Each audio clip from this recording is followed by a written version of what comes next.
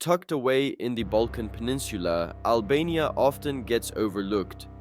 Nestled between Greece, North Macedonia, Kosovo, and Montenegro, with the Adriatic Sea as its western border. Albania has a knack for being at the heart of things, geographically speaking, while somehow remaining just outside the main narrative. Centuries of conquests, empires rising and falling, and a unique cultural identity that has stubbornly persisted through it all.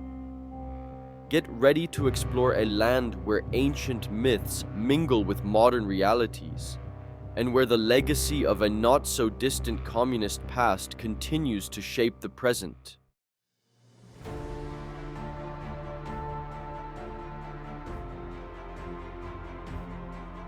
To understand Albania, you need to understand its geography.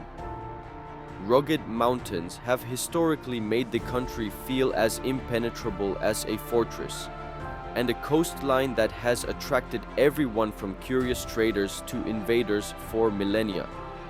Albania sits at a crossroads, both literally and figuratively. This strategic location has made Albania a sought-after piece of real estate throughout history.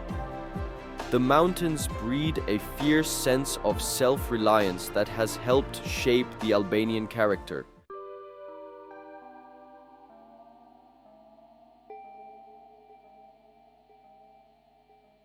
If Albania is so strategically important, why haven't I heard more about it?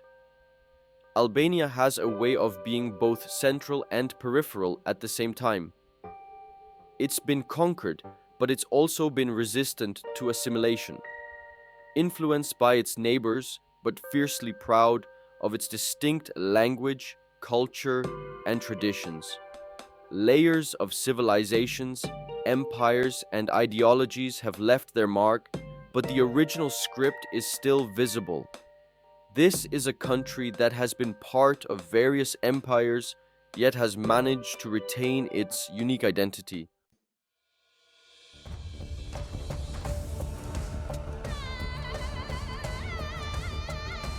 Before Albania was even called Albania, the ancient Greeks were figuring out democracy and the Romans were just villagers with imperial ambitions.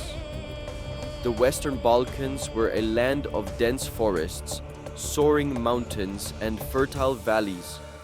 Into this world stepped the Illyrians, a collection of Indo-European tribes. The Illyrians were skilled warriors, adept sailors, and fond of a good brawl. Piecing together their story is like solving a jigsaw puzzle with half the pieces missing.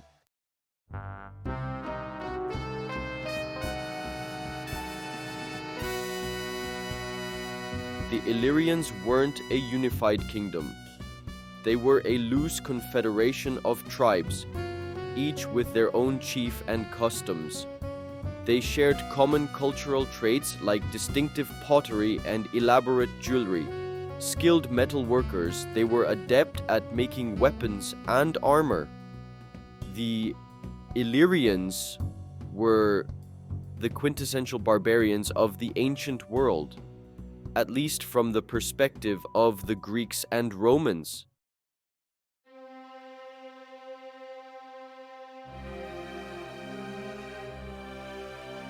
Within the Illyrian tribes, the Ardiaei rose to prominence.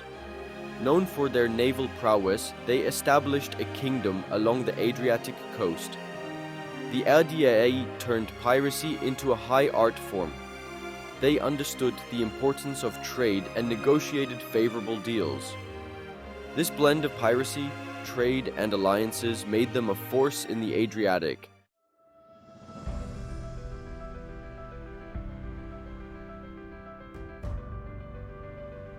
The Romans expanded eastward and encountered the Illyrians.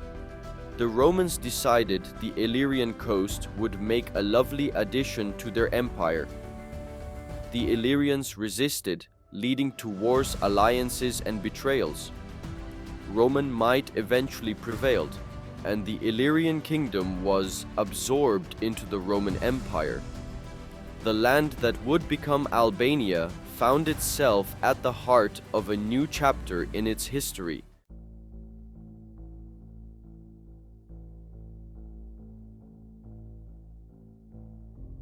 The Romans wrestled the Illyrian lands into submission. The Roman Empire eventually split into the Western and Eastern Roman Empires. Albania found itself on the border of these two empires. The Byzantines inherited the eastern part, including Albania. Byzantine rule brought stability, order, and Christianity. The Byzantines were masters of bureaucracy, diplomacy, and brute force.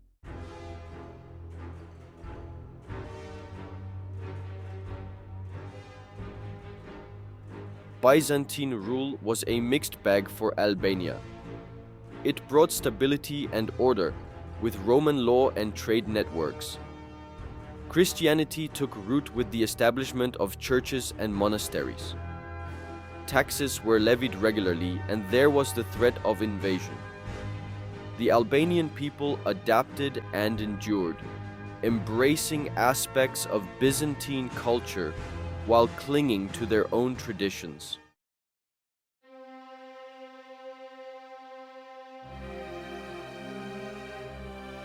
By the 14th century, the Ottoman Empire was rising. The Ottomans swept across the Balkans, leaving fallen empires in their wake. Albania became a battleground once more. The Ottomans introduced Islam, new administration, taxation, and social organization. They left an indelible mark on the cultural and political landscape of the Balkans.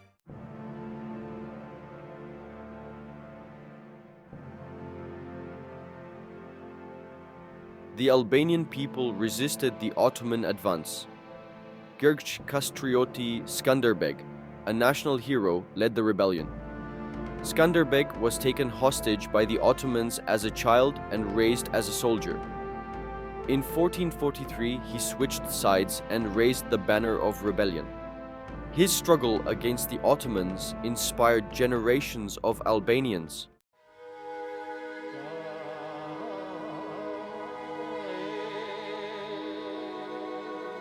Skanderbeg's death marked the beginning of a long period of Ottoman rule.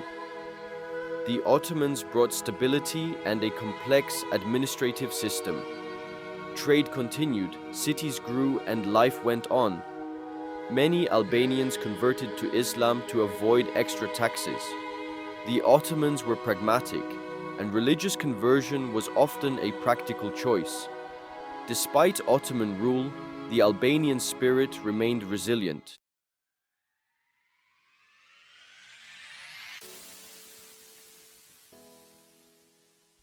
Centuries of Ottoman rule didn't extinguish the Albanian spirit. The Albanian people clung to their language, customs, and traditions.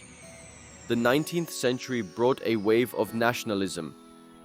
Intellectuals, writers, and poets celebrated their history and language. A nascent Albanian national consciousness emerged.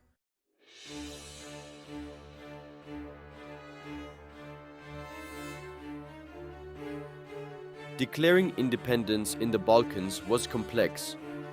The Ottoman Empire wasn't about to let go of Albania without a fight.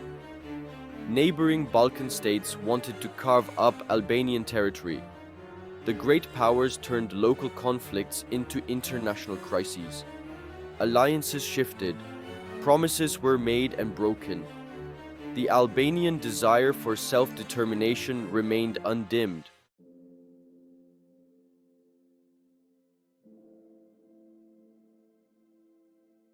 Section 4. A Nation, Reborn, 1912, and Its Discontents. Finally, after years of struggle and uncertainty, Albania declared its independence on November 28, 1912. It was a moment of euphoria, a triumph over centuries of foreign domination. But as anyone familiar with Balkan history knows, declaring independence is often the easy part. Building a functioning state from scratch, amidst the ruins of empire and the ambitions of your neighbors, is a whole different ballgame. The new Albanian state was, to put it mildly, fragile. Its borders were disputed, its government unstable, and its economy, well, let's just say it hadn't quite recovered from centuries of Ottoman rule. To make matters worse, World War I erupted just 2 years later, plunging the region into chaos and turning Albania into a battleground for foreign powers once again. It seemed the ink on the Declaration of Independence had barely dried before the country was once again fighting for its survival. It was a less than ideal start for a nation with such high hopes. But hey, this is Albania we're talking about.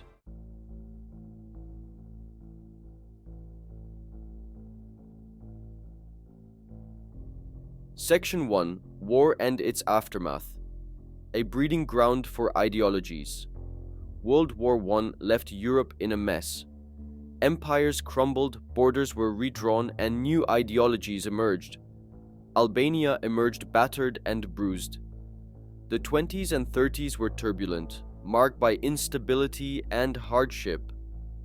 Various factions vied for Albania's future. Nationalists sought to assert Albanian identity. Communists promised equality and prosperity.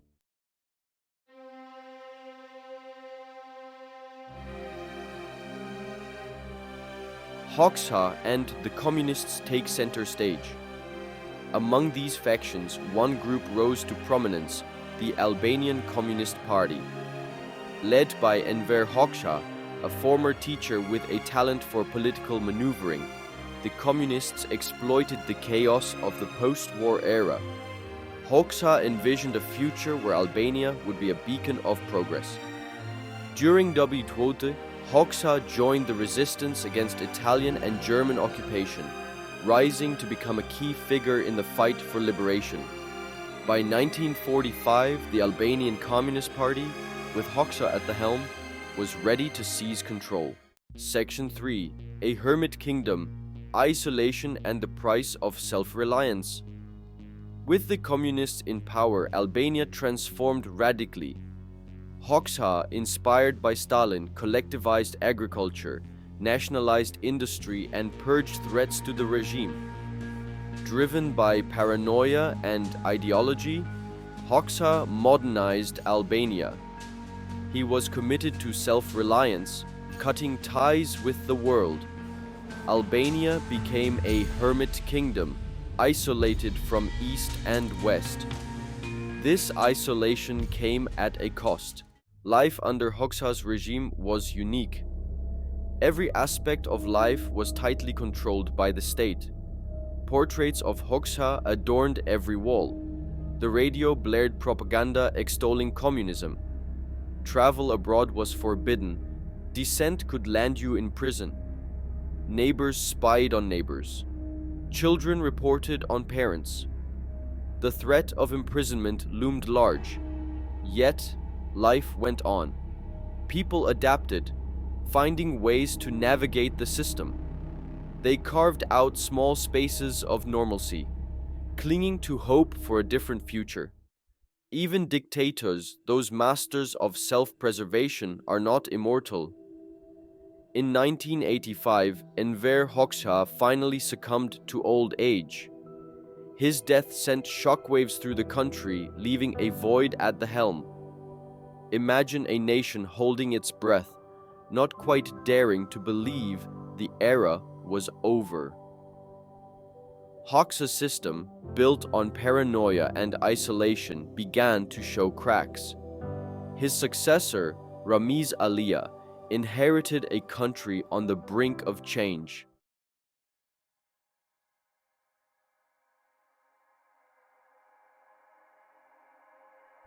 Change, like a well-seasoned Balkan dish, is best savored slowly. Alia, cautiously at first, began to loosen the grip of the state. He allowed limited contact with the outside world, a trickle of information seeping through the once impenetrable barriers of censorship. Economic reforms, though cautious and piecemeal, were introduced, a tacit acknowledgement that perhaps, just perhaps, self-reliance had its limits. Think of it as a slow thaw, a gradual awakening from a long enforced slumber. The Albanian people, long accustomed to the rigidity and repression of Hoxha's regime, greeted these changes with a mix of hope, trepidation, and a healthy dose of skepticism. After all, decades of totalitarian rule don't simply vanish overnight. Old habits, like the fear of speaking your mind too freely or the suspicion of anything that seemed even remotely critical of the party, died hard.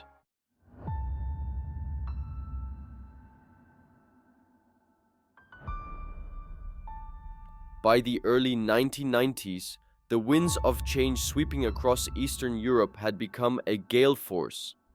The Berlin Wall had fallen, the Soviet Union was no more, and communist regimes across the region were crumbling like stale breadsticks.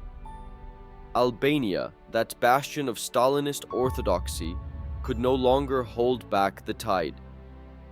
In 1991, after more than 4 decades of communist rule, the country finally held free and fair elections.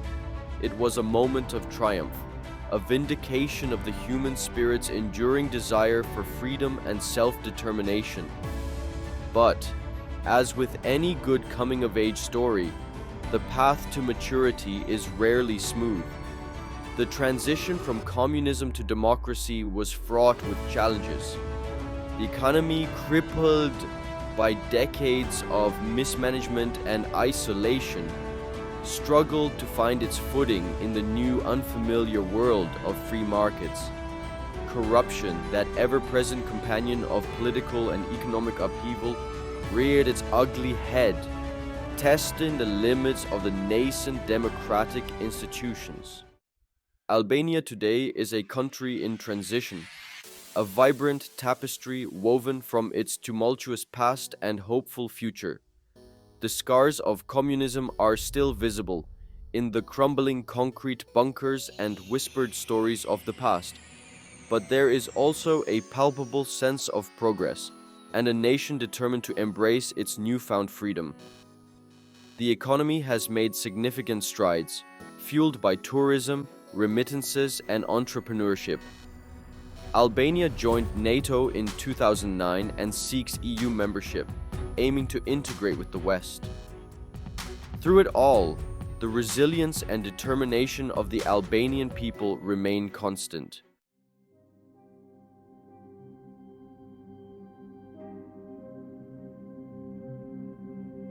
And so we reach the end of our whirlwind tour through Albanian history, a journey that, much like navigating a mountain pass in a vintage Albanian-made automobile, has been full of twists, turns, and breathtaking views.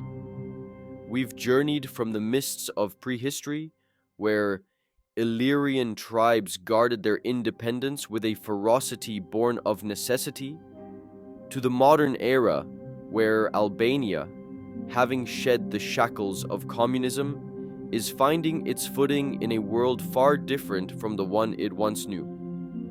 What lessons, you might ask, can we glean from this tumultuous tale?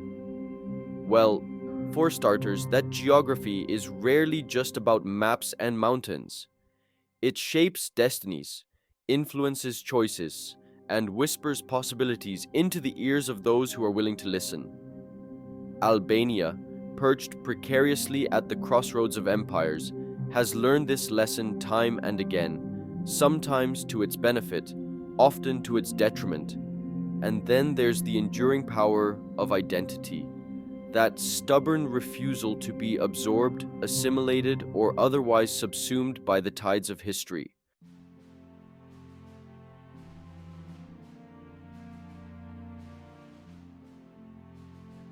From the Illyrians to Skanderbeg, from the cultural renaissance of the 19th century to the struggle for independence and the long night of communist rule, the Albanian people have clung tenaciously to their language, their customs, their unique way of seeing the world. It's a spirit of defiance, of resilience, of finding a way to thrive even in the face of overwhelming odds. And perhaps that's the most important lesson of all. Because history, as any good Albanian storyteller will tell you, is not just about the past. It's about the stories we tell ourselves, the myths we create, the narratives we embrace to make sense of the world around us. Albania today stands at a crossroads once again.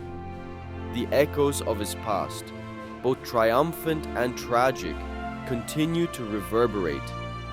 The challenges of the present, from economic development to political reform, demand attention and action.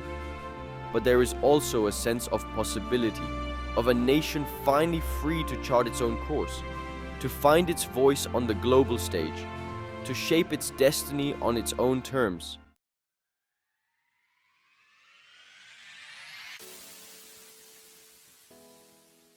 So, let us raise a glass or perhaps a shot of Reiki, because no Balkan celebration is complete without it, to Albania, a land of contradictions, of rugged beauty and unexpected charm, of ancient traditions and modern aspirations. A land where the weight of history is balanced by a wry sense of humor, where the hospitality is as warm as the sunshine on the Adriatic coast, and where the spirit of independence burns as brightly as it did in the days of Skanderbeg. May its future be as bright as its past is complex, its journey as rewarding as its story is compelling. And may we all, in our own way, find a bit of that Albanian spirit within ourselves, that ability to laugh in the face of adversity, to embrace the unexpected, and to never ever give up on the possibility of a brighter tomorrow. Jesuar! Cheers.